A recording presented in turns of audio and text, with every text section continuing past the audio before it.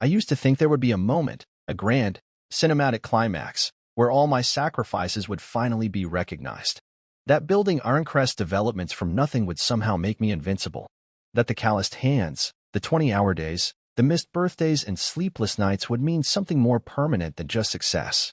I thought love would be part of that permanence too, that Alina and I had built a life stronger than any skyscraper we ever commissioned.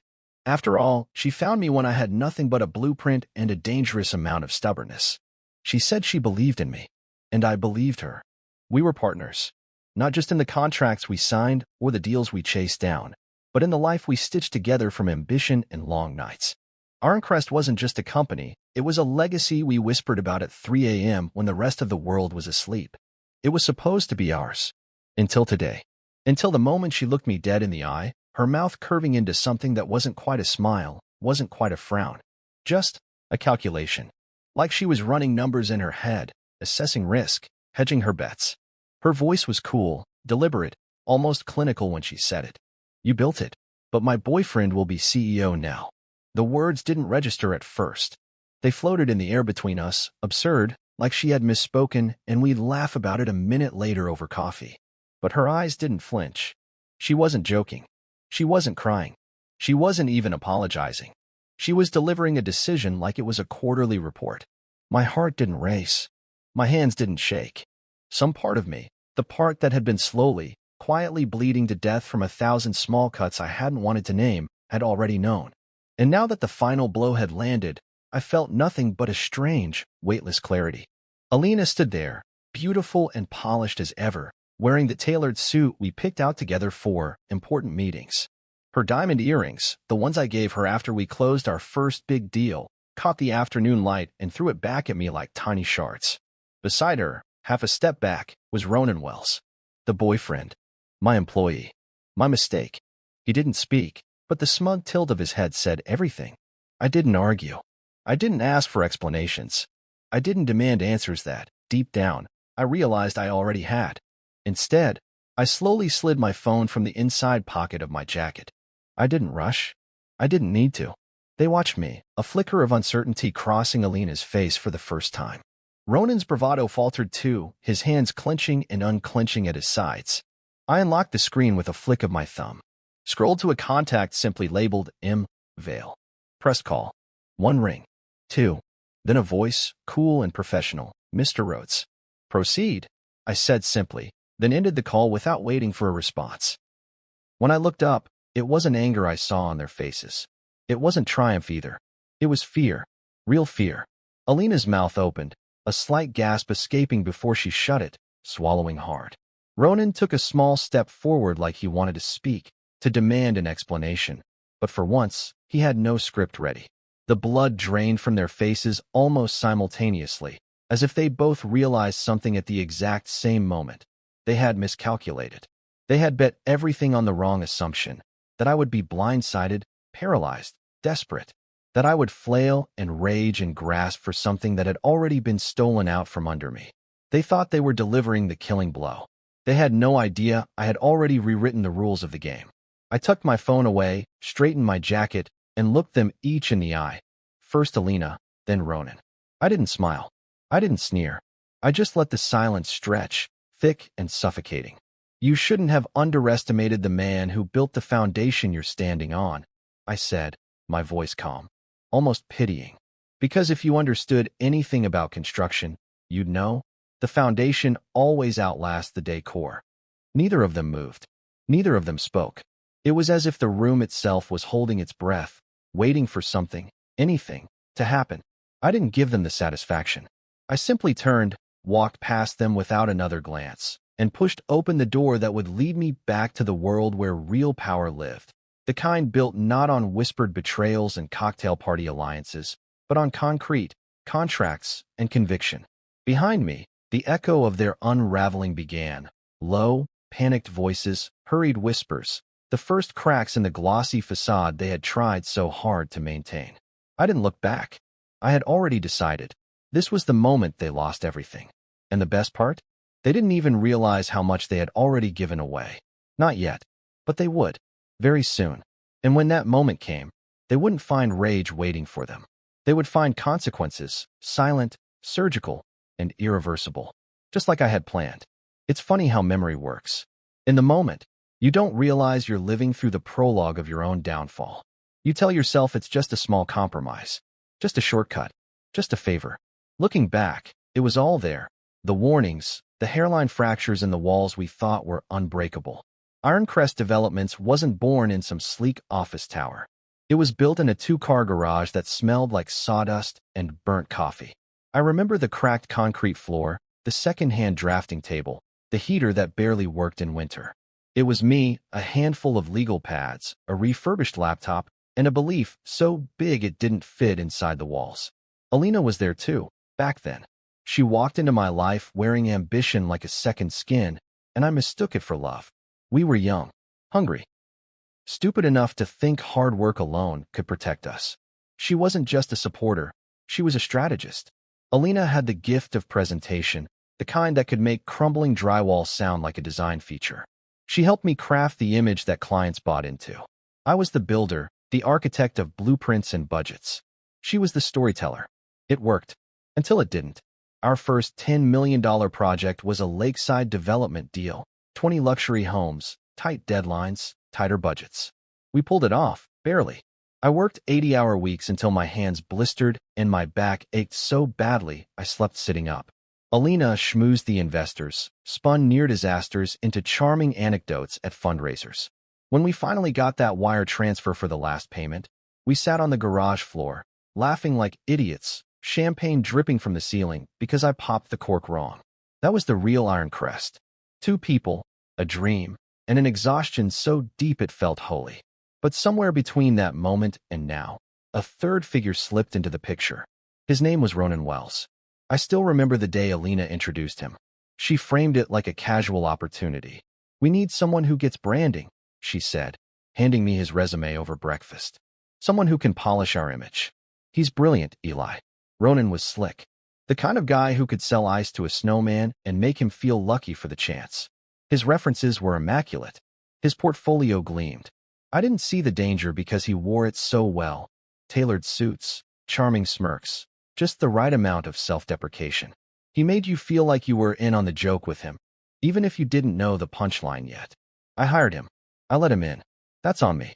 At first, he delivered. Big time. The new website. The rebrand. The media interviews Alina set up. Ironcrest grew faster than I could have imagined. We started landing projects that made my father, a man who once said dreams were for suckers, finally say he was proud of me. But the faster we climbed, the more I noticed cracks. Little things, barely big enough to trip over, but there if you looked. Ronan's meetings with Alina that ran late. The way he always seemed to know internal gossip before even my CFO did.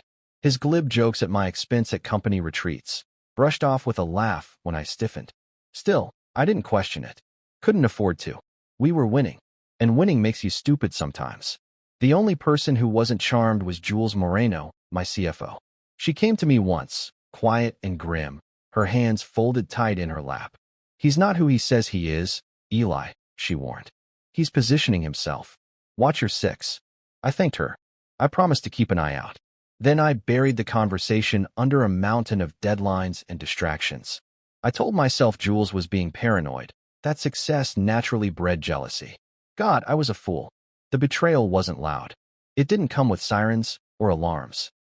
It came in whispers at galas, in the way Alina started finishing my sentences in meetings, badly, in how Ronan was always just around when she needed a second opinion. Small things, dismissible things, until they weren't. It wasn't until the day Callie, my assistant, the only other person who truly knew where every body was buried at Ironcrest, dropped a folder on my desk that the haze lifted. "Thought you should see this, sir," she said, voice careful. Inside were copies of internal documents, financial filings, proxy voting plans, authorization letters, things that needed my signature and didn't have it, things that bore Alina's and Ronan's names instead. I flipped through them, slower and slower with every page. They were trying to shift voting power behind my back, position themselves to control board decisions, to control Ironcrest itself. My Ironcrest. I closed the folder and leaned back in my chair, staring at the ceiling like maybe the answer was hidden in the tiles. This wasn't an accident. This wasn't a misunderstanding. This was a coup. And it wasn't just business. It was personal. Ronan was never just a marketing guy. He was a parasite, waiting until the host was fat enough to feed on. And Alina, she wasn't an innocent. She hadn't been for a long time. Maybe she never was. Maybe I just saw what I wanted to see. That day, something in me shifted. Hardened. I didn't confront them. Not then. Because real builders don't scream when the scaffolding shakes. They reinforce the foundation.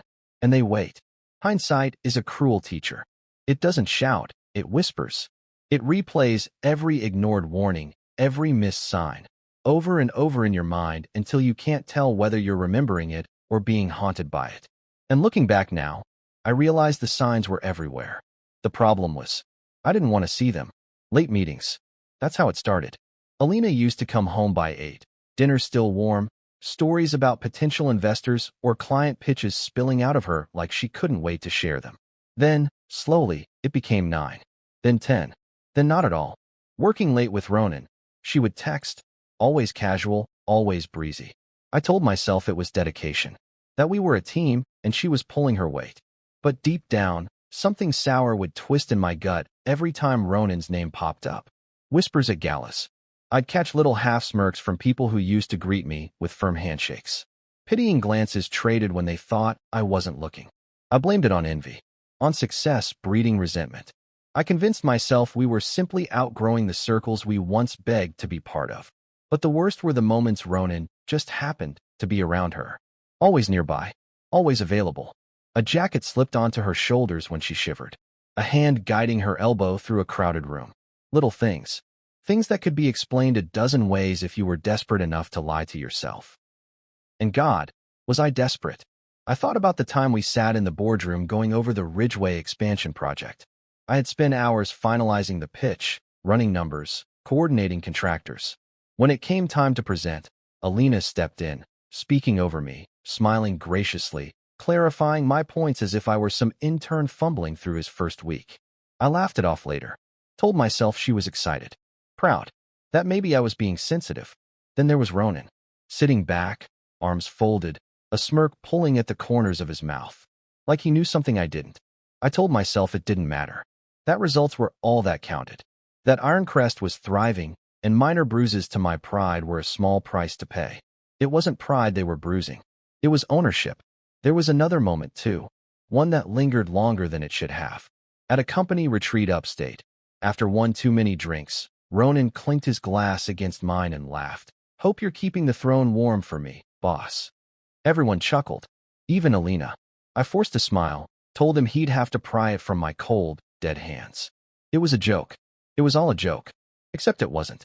I should have listened closer. I should have seen it for what it was, not banter, but a warning shot. A declaration of intent. The day Callie handed me that folder was the day the world shifted on its axis. It was a Thursday, late afternoon. The office was humming with that pre-weekend buzz, deals being finalized, meetings wrapping up early. I was reviewing proposals for a new downtown build when she knocked once and slipped inside. "Sir," she said, voice unusually low. "You need to see this." Callie was young, but sharp, the kind of assistant you could trust with your calendar, your contacts, and occasionally, your soul. She didn't rattle easily. I opened the folder and scanned the first few pages. My brain didn't register it immediately. It was too careful, too clean. Financial documents, property acquisitions, voting rights shifts, internal memos, all signed and countersigned. By Alina and Ronan, but not by me.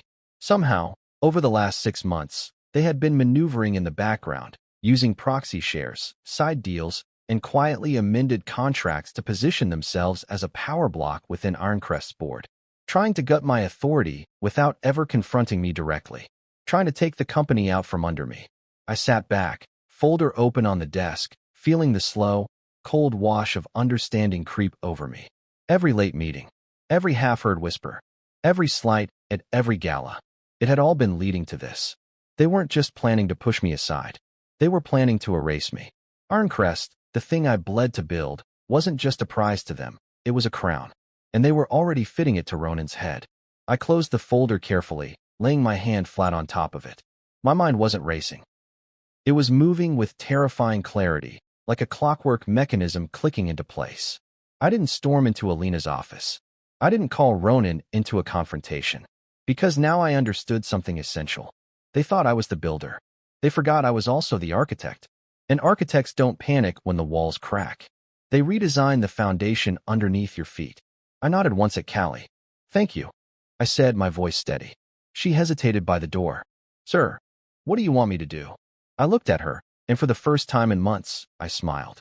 Nothing, I said. They already set their trap. Now it was time to build mine. And this time, I wasn't building for their success. I was building for their collapse. The invitation came wrapped in polished deception, a private, executive dinner at the Ironcrest downtown office. Alina's assistant sent the formal email, dressed up with words like strategic realignment and new leadership initiatives. On the surface, it was the kind of event that might have launched the next great phase of our company. The kind of thing I would have once walked into with excitement buzzing under my skin. Not tonight. Tonight, I walked in knowing it was a funeral. Their funeral. And I was already dressed for the occasion. The conference room had been transformed, subtle but deliberate. White linen tablecloths. Finger foods plated like artwork. A few bottles of champagne chilling in silver buckets. Everything about it screamed premature celebration. Alina stood near the head of the table, smiling like a hostess at a gala she barely tolerated. Ronan hovered close by, his hand brushing the small of her back in a way so practiced, so public, it might have once broken something inside me to see it. Now it only confirmed what I already knew. They weren't hiding anymore because, in their minds, they had already won. A few executives from our board were already seated, murmuring politely, glancing at each other with barely disguised curiosity. No one knew exactly why they were here. But if they had been paying attention, really paying attention, they would have recognized the gleam of blood in the water. I took a seat at the opposite end of the table. I didn't touch the champagne. I didn't smile. I simply folded my hands on the polished surface and waited. Ronan was the first to speak. He stood slowly, adjusting the cufflinks on his sleeves like he had rehearsed this moment in a mirror a dozen times. His voice rang out with that effortless charisma he wielded like a weapon. Thank you all for joining us tonight, he began. As you know, Ironcrest has achieved tremendous success over the past few years, thanks to bold leadership and visionary partnerships. His eyes flicked toward Alina, then toward me, a brief, smug acknowledgement. I remained perfectly still. We're here tonight to announce some exciting changes, he continued, the words practically dripping with self-satisfaction. Changes that will position Ironcrest for even greater achievements. Then Alina stepped forward, her voice soft, polished, every word sharp as glass. You built Ironcrest, she said, looking directly at me, the same tone, the same rehearsed delivery as the day she betrayed me in my own office. But it's time for the next evolution. Ronan will be assuming the role of CEO, effective immediately. There it was. The room froze. You could feel it, the collective inhale, the shock breaking against the walls like a rogue wave. A few board members blinked in confusion. One or two started to open their mouths, questions forming on their lips. I didn't blink. I didn't frown. I simply rose from my chair, smoothing my jacket with deliberate care. Excuse me, I said, my voice calm, almost courteous. I turned and walked out of the room before anyone could process what was happening. Alina's mouth twitched as if she was about to call after me, to demand I stay and watch my own dethroning. But I wasn't leaving to lick my wounds.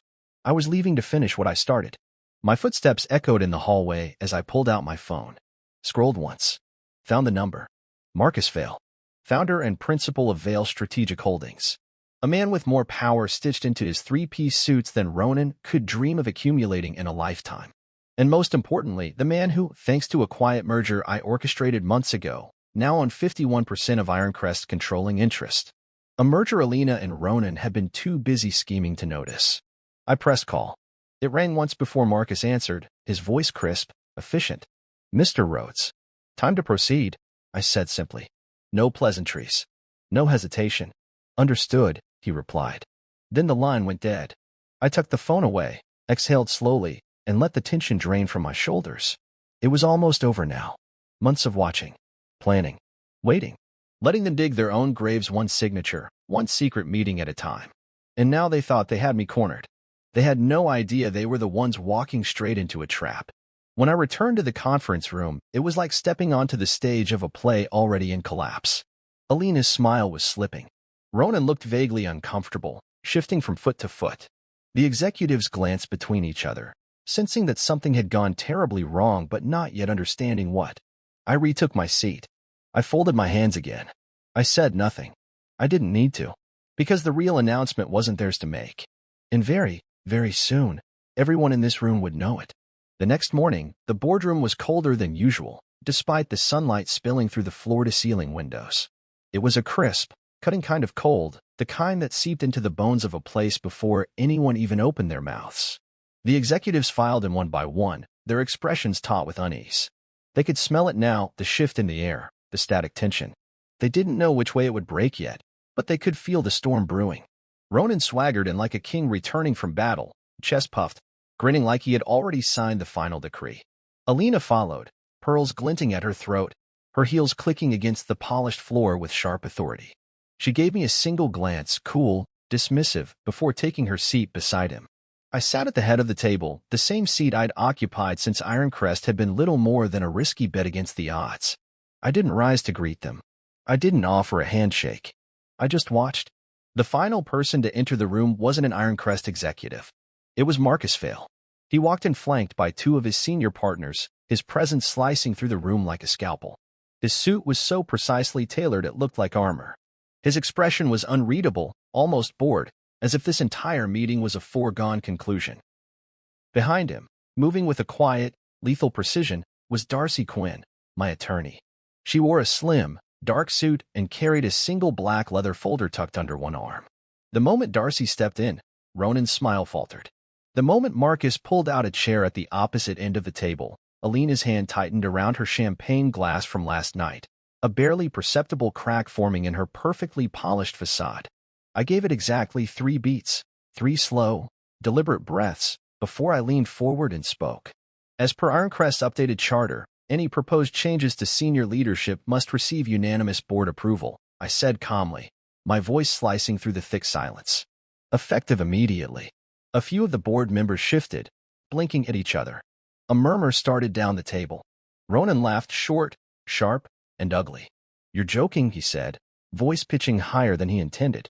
Marcus Vale set a thick binder onto the table with a heavy, deliberate thud. No joke, Marcus said. Mr. Rhodes' motion has full validity under the new terms of the merger with Vale Strategic Holdings. Alina leaned forward, her smile strained, the whites of her knuckles standing out against her skin. That merger wasn't authorized, she snapped. It wasn't. It was, Darcy Quinn interrupted smoothly, sliding a copy of the merger documents across the table. And it was fully disclosed in the quarterly filings you signed off on. Ronan grabbed the papers, skimming them furiously, his face draining of color with every line. He didn't understand what he was reading, not really. He didn't have to. The fear blooming in his eyes said he understood the only part that mattered. They had no control. Not anymore. And given the terms, Marcus continued, his voice almost lazy with amusement, Mr. Rhodes retains not only a controlling interest but also a golden veto. No leadership changes can occur without his explicit consent. I leaned back in my chair, folding my arms loosely across my chest. Ronan opened his mouth again to argue, to shout, to plead, maybe, but he never got the chance. Because Darcy was already sliding another folder across the table, this one thicker, heavier. Additionally, she said, voice like silk over steel, we have secured documentation of collusion between Ms. Rhodes and Mr. Wells, including unauthorized attempts to reallocate company shares, fraudulent misrepresentation of assets, and conspiracy to enact a hostile takeover. The blood drained from Alina's face so quickly I thought she might actually faint. The executives down the table sat frozen, watching the implosion happen in real time. No one moved to stop it. No one even tried. Because the one thing you learn quickly in business is that loyalty is conditional, especially when it's loyalty to sinking ships. Alina surged to her feet, her chair screeching against the hardwood. This isn't over, she hissed, her voice trembling with fury. I lifted an eyebrow. It is, I said simply. Darcy pushed yet another document forward, a cease and desist order against Ronan, preventing him from contacting any Ironcrest clients or soliciting any of our contractors. His severance package, once robust, was now stripped to a bare settlement contingent on strict NDA terms. Violate them, and he'd lose even that. He looked at Alina as if she might somehow save him. She couldn't even save herself. I rose slowly, buttoning my jacket with a small, deliberate motion. Effective immediately, I said, addressing the board and no one else. Ronan Wells is terminated from Ironcrest Developments. Alina Rhodes will be removed from all financial and strategic oversight pending internal review. A heavy, thick silence followed. And then, slowly, one by one, the board members began nodding. Not out of loyalty, out of survival. Because no one wants to be tied to a ship on fire. Alina stood there, frozen, her mouth opening and closing without sound. Ronan looked gutted, hollowed out like a man who had just realized he built his house on sand and watched the tide roll in. I turned to Darcy and Marcus, giving a slight nod. "Handle the paperwork," I said. "We're done here." And then I walked out, leaving them behind. I didn't need to see the aftermath. I had built this reckoning with my own hands, brick by brick, step by step. And now, the empire they tried to steal was burning, not because I fought them at the gates, but because I cut the power to the castle before they even knew they were under siege. There's a certain satisfaction in letting people bury themselves. You don't push. You don't shout. You just step back and give them the rope, watch them tie the knots with their own greedy hands, and wait for the inevitable snap. 6 months before the so-called executive dinner, I started seeing it. The shifts in Alina's behavior were subtle at first, little things she thought I wouldn't notice. The way her smiles took a half-second longer to reach her eyes. How her late nights multiplied, stacking like quiet accusations against the promises we made each other. She stopped asking about my projects. She stopped pretending to care about the details that once excited her. Jules Moreno had been the first to pull me aside, her voice a murmur wrapped in concern. "I know you trust her," she said, pressing a file into my hands one evening after a board meeting. "But I trust what I see." Inside the folder were inconsistencies, minor at first glance. Expense reports double-billed under shell accounts. A series of advisory consultations that billed hours but produced no paper trail. Transactions too small to draw attention individually but suspicious when linked together. At first, I wanted to believe it was sloppy bookkeeping, maybe even growing pains. After all, Ironcrest was expanding fast, faster than we had prepared for, if I was honest. I wanted so badly for it to be a simple mistake that I almost shoved it into a drawer and forgot it. Almost. But Ironcrest wasn't just my company. It was my life's proof that I could build something lasting, something incorruptible. I had to know. So I dug. Quietly.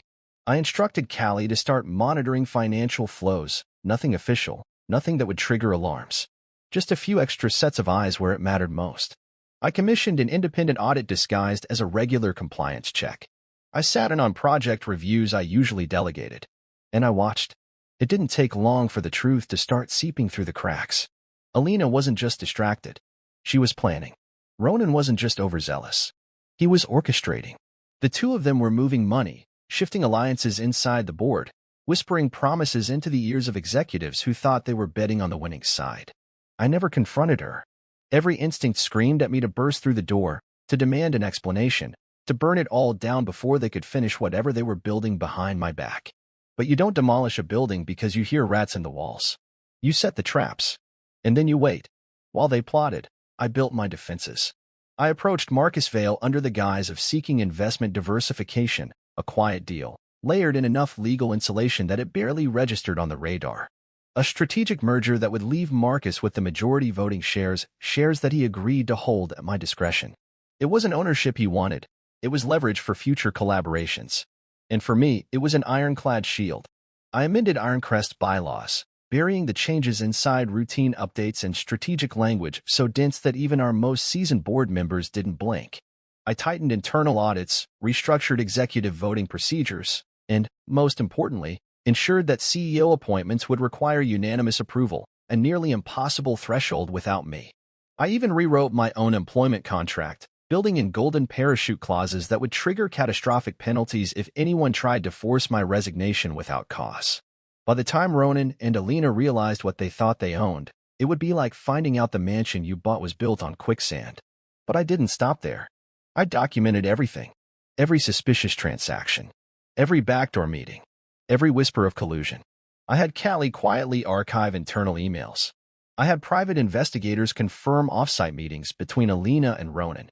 I built a file so thick that even if they tried to spin it later, Even if they cried foul or painted themselves as victims, the evidence would crush them under its weight. I was meticulous. Because I wasn't just defending Ironcrest. I was laying siege to the empire they thought they could steal. And I knew. The best trap is the one your enemy walks into willingly, convinced they're the ones in control. I remember the night I finished reviewing the final audit report, alone in my home office. The house was silent, the city lights outside my window blinking against the darkness like distant stars. I leaned back in my chair, staring at the ceiling. It should have hurt more. It should have broken something inside me, realizing that the woman I once would have moved mountains for was now plotting my professional execution. But it didn't. Maybe because some part of me had already said goodbye to her long ago, back when ambition started slipping into the spaces where love used to live.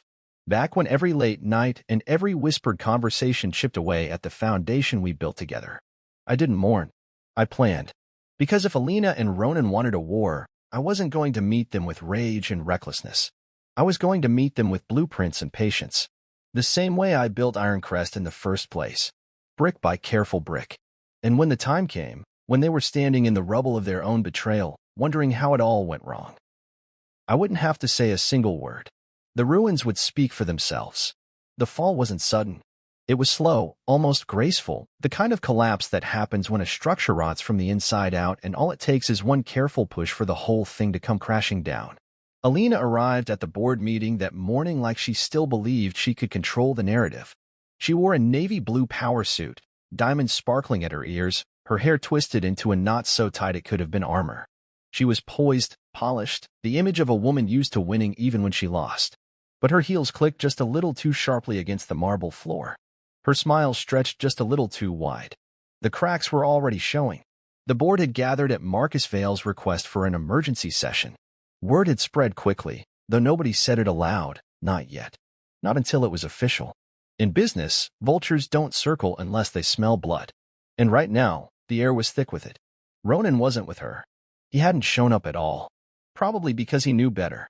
I sat at the head of the table, back straight, fingers laced loosely together. Calm. Detached. Exactly how you needed to be when you were about to cut out a cancer. Marcus Vale sat to my right, a quiet storm in a $1,000 suit. Darcy Quinn was already laying out the paperwork in front of her, the final nails for the coffin we had spent months building. Alina took the seat across from me, her chin lifted high. She refused to meet my eyes. Good. She didn't deserve even that. Shall we begin? Marcus asked, his voice slicing through the tension like a scalpel. No objections. Darcy started. Effective immediately, she said, her tone cool and surgical. Alina Rhodes is removed from all financial oversight and strategic decision-making at Ironcrest Developments pending a full internal audit and ethics review. The words landed like hammer blows. Alina flinched, just slightly, but she caught herself quickly, sitting back in her chair with a brittle, icy smile. On what grounds? She demanded, her voice steady but her hands trembling just slightly where they rested on the polished wood. Darcy didn't blink. She slid a thick folder across the table. Insubordination. Breach of fiduciary duty. Conspiracy to commit corporate espionage, she said, each charge delivered with the precision of a blade. Alina opened the folder with stiff fingers. She skimmed the first few pages, her eyes darting faster, her breathing growing shallower the further she read. Every document was there. Every email. Every secret meeting logged and time-stamped. Every transfer she thought was invisible. Ironcrest maintains a zero-tolerance policy toward breaches of trust, Marcus added smoothly, almost kindly, like he was explaining a math problem to a particularly dim student. You, of all people, should understand that, Alina. She closed the folder slowly, her expression hardening into something colder, more vicious. You think this will stop me? She hissed. I smiled, just a little. Not mockery. Not triumph. Pity. You stopped yourself, I said quietly. Months ago. She stood abruptly, the chair screeching back against the floor, drawing startled glances from the executives around us. Some flinched. Some smirked behind their hands. None moved to follow her. Because loyalty in business, like love for people like Alina, has an expiration date. And hers had just passed. She turned on her heel, stalking toward the door, her heels stabbing the ground with every furious step. For a moment, I thought she might say something else, some parting shot, some desperate plea. But in the end, even she knew it would only make things worse. The door slammed behind her with a hollow, echoing thud. Marcus turned to me. Eyebrow arched slightly. Well, he said dryly. That was less dramatic than I expected. I gave a half shrug. She was never the kind to make a final stand. She just liked the idea of winning. Alina Rhodes ousted after internal audit reveals breach of trust. I sat in my office, the early morning sun spilling across the floor in long, golden streaks, and watched the news break like a slow-motion explosion. Each article, each breathless TV segment, carried another blow to the legacy Alina and Ronan thought they were securing for themselves. But none of it had come from me. I didn't leak the story. I didn't have to. Because Ronan, in his usual arrogant sloppiness, had been running another scheme alongside his little Ironcrest Betrayal, cooking the books at one of his so-called startups to inflate valuations. It was that fraud investigation, totally unrelated to me, that kicked the doors wide open. When the feds raided his apartment, they found not only the fake startup ledgers but also a treasure trove of communications between him and Alina regarding their plans for Ironcrest. Greed makes people careless. I was counting on it. The subpoenas followed within days. Alina's name was dragged into the mess, tied to insider trading allegations and breach of corporate ethics. She wasn't officially charged, not yet, but the damage was done long before any courtroom saw the inside of her case. Investors withdrew from her private ventures. Her name became a black mark, whispered about at country clubs and executive lounges where alliances are built on reputation. Ironcrest, by contrast, rose clean from the wreckage. I made one, and only one, public statement. Standing in the glass lobby of our main office, reporters pressing forward with their mics extended like weapons, I kept my voice even, my face unreadable. At Ironcrest Developments, we take integrity seriously, I said. Even when it hurts. Especially when it hurts. No further comments. No victory lap. The media could spin whatever narrative they wanted. I didn't care if they called me ruthless, cold, calculating. In fact, I preferred it. Better to be feared for your precision than pitted for your scars. Behind me, the Ironcrest team stood firm, Jules Moreno at my right hand now, freshly promoted to Chief Operating Officer. Callie just a few steps back, her headset in place, already fielding calls from new investors eager to bet on a company that could survive this kind of storm without capsizing. The industry saw it for what it was, a quiet, brutal takedown executed without a single wasted move. And in my world, respect matters more than sympathy. Ronan tried to spin his own version of events, of course. He sat down with a second-rate journalist 2 weeks later, bleary-eyed and bitter, claiming he had been forced out because he was too ambitious for Ironcrest's old-school leadership. The interviewer tried to throw him a lifeline, asking if he believed the company would survive without the innovative spark he claimed to bring. Ronan, predictably, seized the bait. They're dinosaurs, he said, waving a dismissive hand. Without me, they'll crumble. I watched the clip once, half smiling at his desperation. Because by then, Ironcrest had already closed a $250 million urban renewal project in San Diego, a deal Ronan had failed to secure during his entire tenure. A project that had come straight to my desk after investors saw how I handled the fallout. No, Ironcrest wasn't crumbling. It was evolving. Alina, on the other hand, disappeared from the public eye almost overnight. The woman who once thrived on attention, on curated Instagram posts and glossy magazine spreads, now refused to answer her door when reporters came knocking. She sold the downtown condo, vanished from the charity boards, deleted every photo she could from her social accounts, as if erasing the digital evidence could undo the betrayal printed in every headline. I heard whispers that she tried to start a new firm under a different name, that the investors laughed her out of the room once they made the connection, that even her friends started answering her calls less and less frequently. She built her empire on smoke and mirrors. And when the mirrors cracked, there was nothing left to reflect. I didn't gloat. I didn't throw parties or toast to her downfall. I just kept moving. There were contracts to sign, new offices to build, a company to lead, one that deserved better than to be reduced to a battleground for egos. Late one night, long after the reporters stopped calling and the scandal faded from the front page, I stood at the window of my office, looking down at the city. The world still moved. The towers still rose. And Ironcrest, my Ironcrest, stood taller than ever. Because real legacies aren't built on deception. They're built on the bones of those foolish enough to think they could steal what they never earned. And I wasn't finished building yet. Not by a long shot. I thought I was ready for it, the inevitable moment she would try to come back. But nothing quite prepares you for the sight of someone who once shared your dreams standing on your doorstep like a stranger. It was late. The kind of late where the city had gone quiet, where even the sirens seemed distant, muted by the heavy velvet of night. I had just finished reviewing the final drafts for a new project, a riverfront redevelopment we'd won 2 weeks ago, when the doorbell rang. At first, I thought it might be Callie dropping off paperwork. Maybe Jules, stopping by after another marathon planning session. But when I opened the door, it wasn't either of them. It was Alina. She stood there under the porch light, wrapped in a thin beige coat that didn't quite cover the bones of her. She looked smaller somehow. Her makeup was gone, her hair pulled back in a messy knot. No diamond earrings. No designer heels. Just a woman stripped bare of all the armor she used to wear so effortlessly. For one wild moment, I thought she was going to apologize. Really apologize. Not with the polished spin she had always mastered, not with the lawyer-approved words she used in boardrooms. Just her. Human. Fallible. But then she spoke. "I didn't think you'd actually do it," she whispered. Her voice cracked in the middle, like a bridge collapsing under too much weight. She didn't move toward me, didn't reach out, just stood there, shivering slightly, as if the consequences she had unleashed had finally caught up to her. I leaned against the doorframe, arms crossed loosely over my chest. "You never really knew me," I said quietly.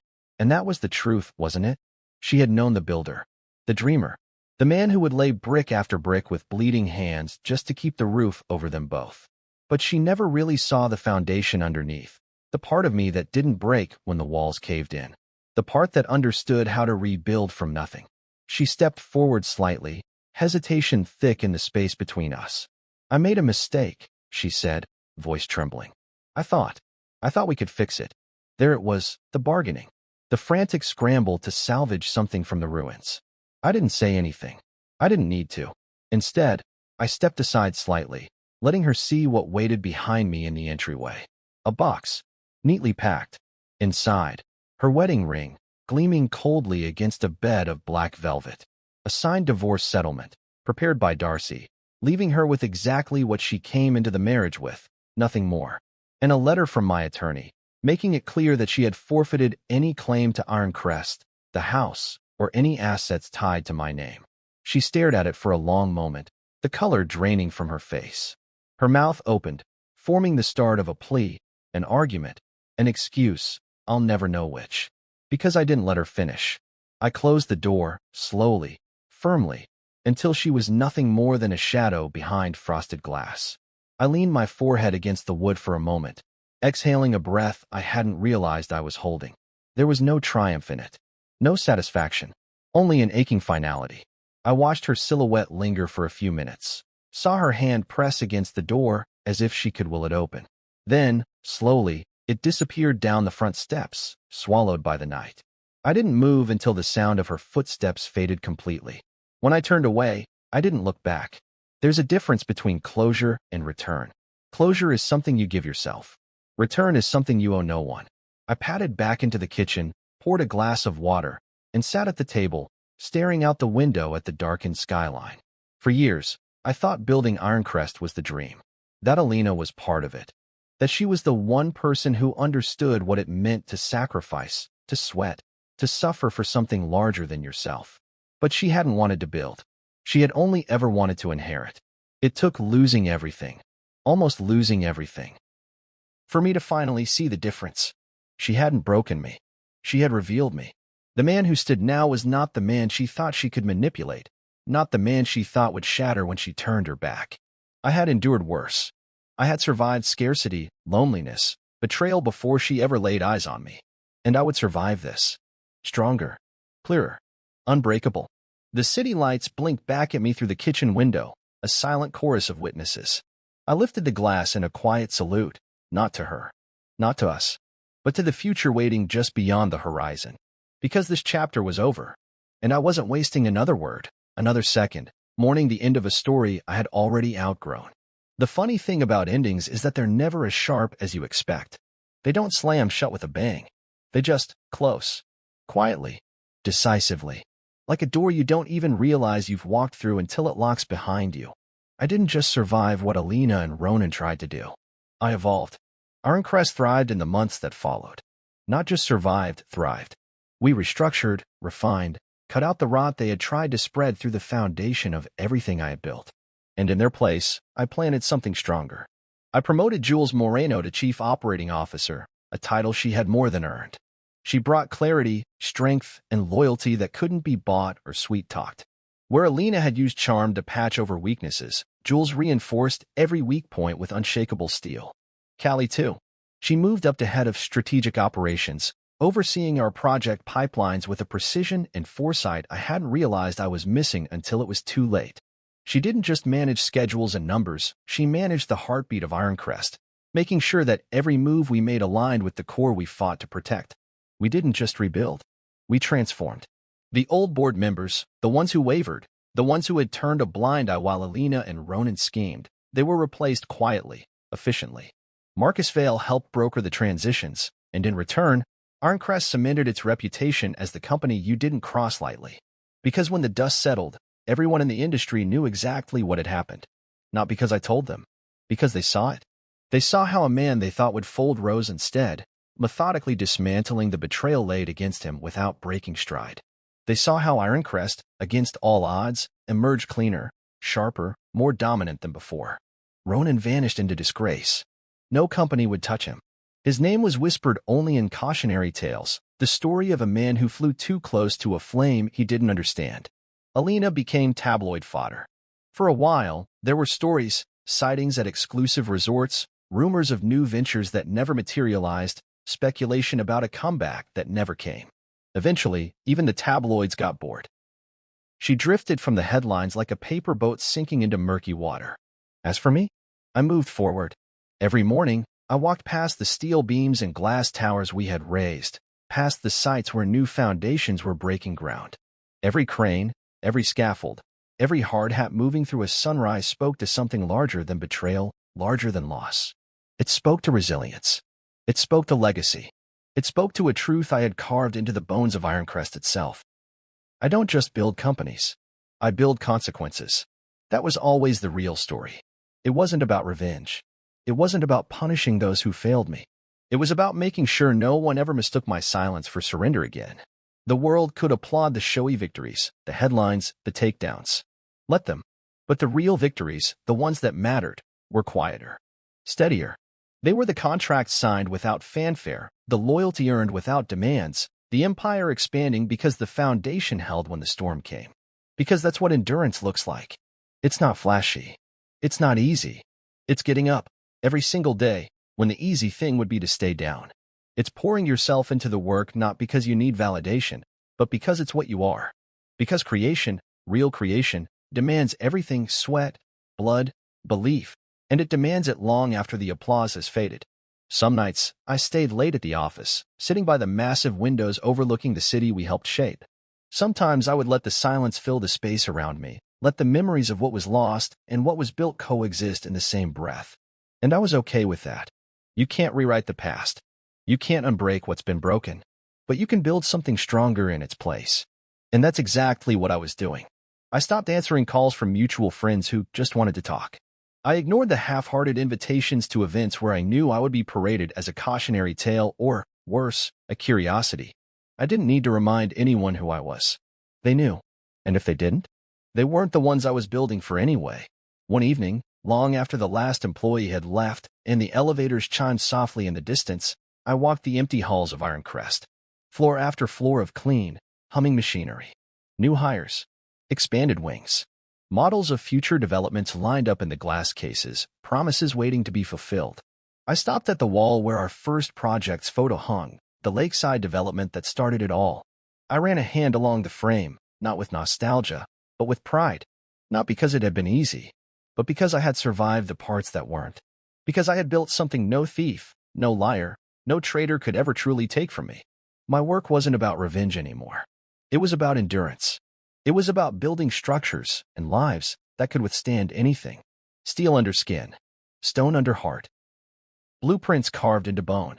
I turned away from the photo and headed back to my office, ready to lay down the next plans, ready to sketch out the next dream. Because there's no final chapter when you're the one writing the story. There's only the next project, the next tower, the next empire. And I wasn't done building yet. Not even close.